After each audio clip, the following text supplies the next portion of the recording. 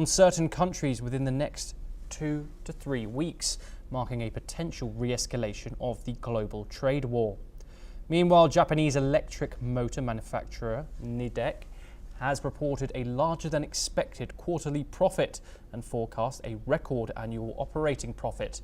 However, the Kyoto-based company also cautioned about uncertainty in the global economic outlook, citing new US tariffs as a factor.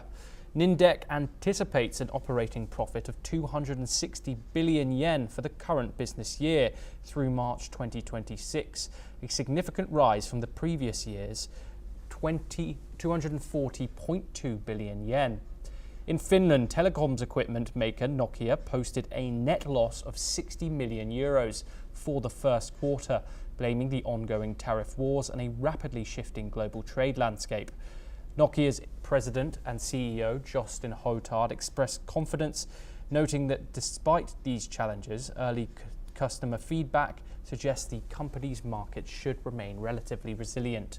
Lastly, South Korea's SK Hynix, a key supplier of high-bandwidth memory processors to NVIDIA, saw its quarterly profit more than double. The company remains optimistic about AI chip demand, expecting only limited effects from potential US tariffs. Washington has initiated an investigation into semiconductor imports, citing concerns over national security due to resilience on foreign production. We move on once again. US President Donald Trump and the President of Ukraine, Volodymyr Zelensky, clashed again on efforts to end the 3-year war in Ukraine, with the US leader rebuking Zelensky for refusing to recognize Russia's occupation of Crimea. Trump's Vice President, J.D. Vance, said it was time for Russia and Ukraine to either agree to US's peace proposal or they should be ready for the US to walk away from this process. On the other hand, Zelensky has reiterated that Ukraine would never cede Crimea to Russia. Let's take a listen to what the President of Ukraine had to say on the Crimean. Тому що як тільки ми починаємо говорити про Крим, про наші суверенні території тощо, ми заходимо в формат, якого і хоче Росія, затягування війни. Тому що швидко домовитись про все не вийде. І Україна не визнає юридично окупацію Криму. Ми маємо про що говорити. Це поза нашою Конституцією. Це наша територія. Територія народу України. Ми не можемо просто, а чому би ні? Чого не будемо? Earlier in March, Trump had argued with his Ukrainian counterpart that Crimea was lost to Russia long ago and is not even a point of discussion and is only making peace harder to achieve. Later, in a post on X, Volodymyr Zelensky expressed his views on the London talks. He mentioned that the talks among US, Ukrainian and European officials were marked by high emotions, but also expressed hope that future might bring peace. Zelensky is now in South Africa, where he is expected to meet international leaders as the United States is trying to broker peace talks with Russia.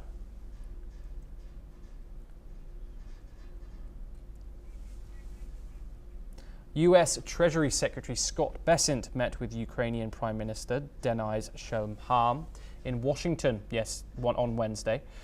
He urged Ukraine to finalize a key resource extradition deal without any further delay.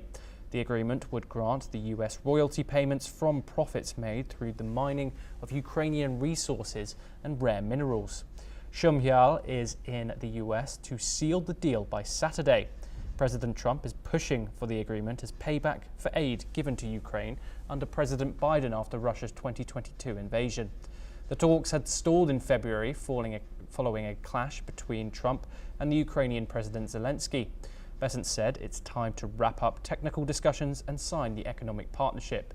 He also called the latest talks highly productive, according to recent Treasury reports. We have some breaking news from the developing situation. Pakistan has announced a reduction in the strength of the Indian High Commission in Islamabad. The number of diplomats and staff members will be cut to 30, effective from April the 30th. Meanwhile, Pakistan has warned that any attempt to stop or divert its water flow or infringe on the rights of lower patriots will be considered as an act of war. The warning comes amid heightened tensions over water resources in the region.